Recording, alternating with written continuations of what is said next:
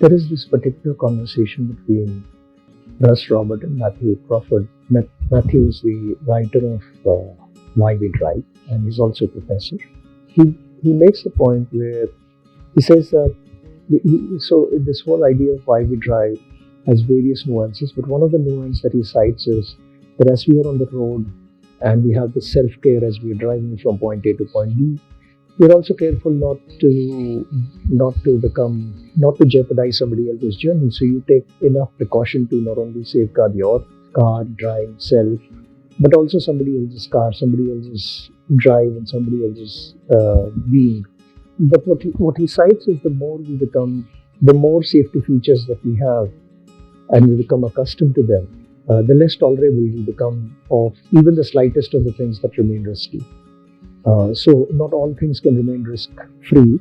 So obviously you cover for some risk, and that's how you attain more safety. But whatever little remains in terms of, or whatever remains in terms of the risk, they become even more intolerable. I think this is a great place for a 2x2. For example, imagine the safer we become. So imagine on the x-axis we have the safer we become, and on the other extreme on the x-axis you have the riskier we become. On the y-axis we can have our tolerance for the risk increases, our tolerance for the risk decreases. So we fall in all four quadrants in some sense. But in some cases, the safer we become, the less tolerant we are. Safer we become part level to the other things. In some cases, when the riskier we become, the less tolerable we are to the risks. In the fourth instance would be the riskier we become, more tolerable we are to the risks. So I think there is an interesting four quadrant that we all experience. In fact, this could also go on to map onto convenience and inconveniences. So, for example, the more aspects of our life where efforts are required, difficulties are to be faced, awkwardnesses are to be handled, hurdles are to be faced. And then you have different people or products or rules, norms, incentives that come in and give you more conveniences to overcome them, to handle them. So imagine on the x-axis you have more and more conveniences we get on different goals that we're pursuing on different paths, and less convenience we get, okay, on the x-axis. On the y-axis we become more tolerant of inconveniences or less tolerant of inconveniences. And we could see that we can fall in all four quadrants. Sometimes, because we've been enjoying so many conveniences, we could be pardonable towards the inconveniences that come our way. And we say, okay, fine, we have these conveniences now, let's face these inconveniences. In some cases, we may not see them in that way. We may just see them as we become, because we get used to the idea of finding conveniences more and more. Even the slightest of the inconvenience could perturb us, could disturb us, could rattle us off. This also very nicely mapped onto the social experiment Thank You India that we started in 2014. And if you go back, we were actually around the idea that we were actually jamming on the idea that what is a thank you? What is thankfulness? What is gratefulness? What is gratitude? When do we have it? Why do we have it on certain occasions? Can there be more instances for us to have them? And when we were meditating on these aspects, we came across a very simple idea that, there are things which are routine and there are things which are exception.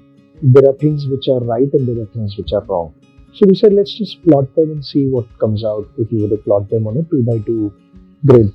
So imagine on the x-axis you have routine and exception, and the y-axis we have right and wrong.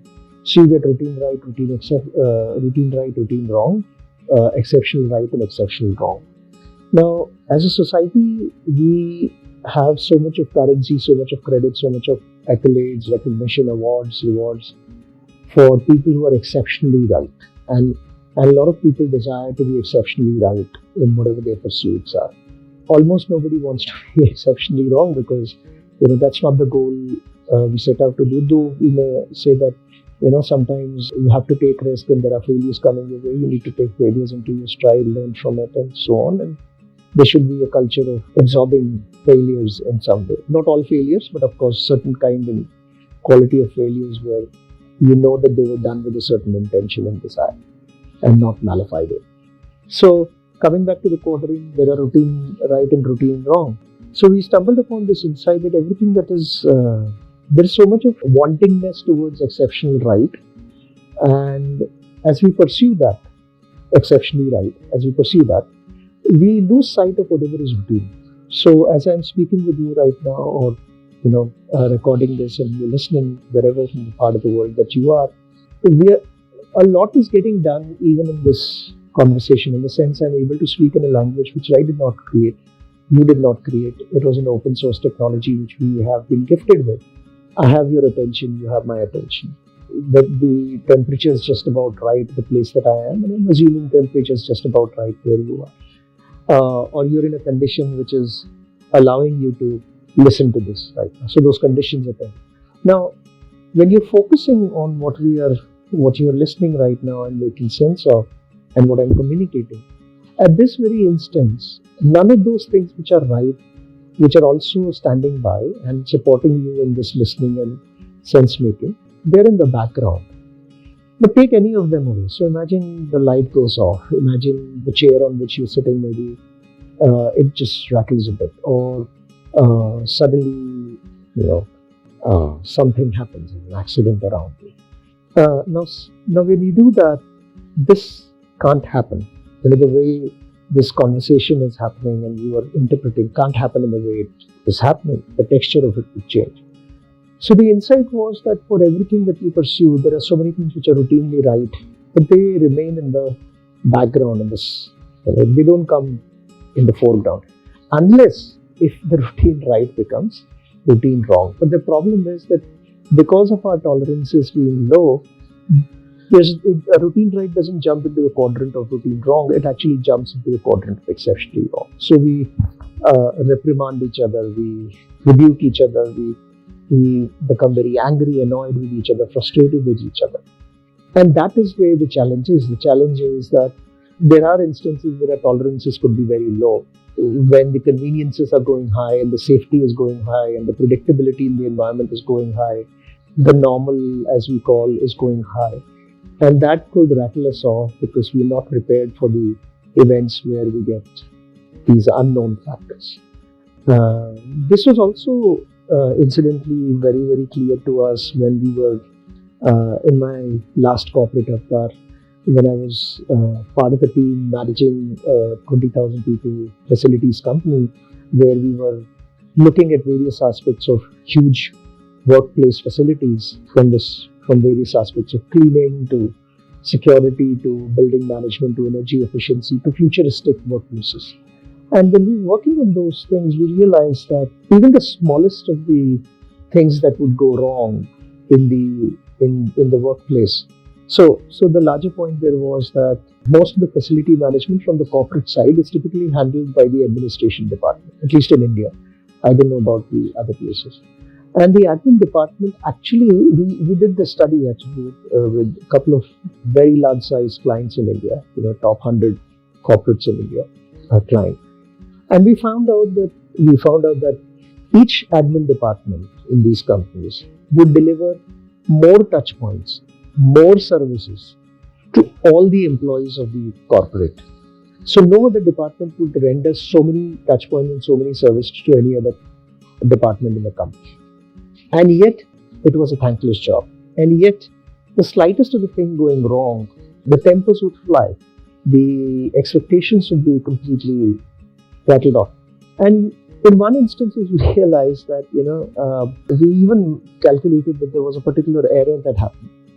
And in that particular month, when it reached to the board meeting, this error, the performance of the entire team, the inner team, the internal team of the corporate and the vendor, that was our team, the performance was 99.97% in the total number of instances that particular service had to be delivered in a particular manner.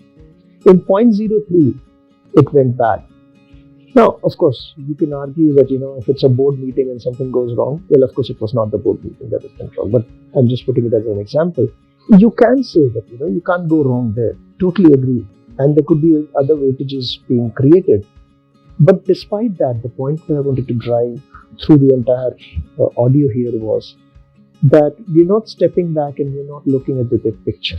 Somewhere we might be driving ourselves down the slope or towards the cliff where we are not checking in what our tolerance levels are, what our risk appetites are, what our anti-fragilities are, what our robustnesses are. And that may run us off the steam, off the rails, off the cliff at the slightest of major calamity, disaster, accident, which is part of human journey.